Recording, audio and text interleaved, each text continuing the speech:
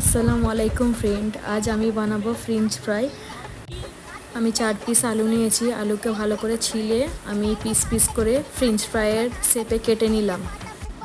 পানি গরম হবার পর আলুর পিসগুলো দিয়ে দিলাম হালকা বয়েল হওয়ার জন্য 4 মিনিটের মতো। তারপর নুন অ্যাড করলাম। 3-4 মিনিট নাড়াচাড়া করার পর আলুগুলোকে আমি ছেঁকে নিলাম।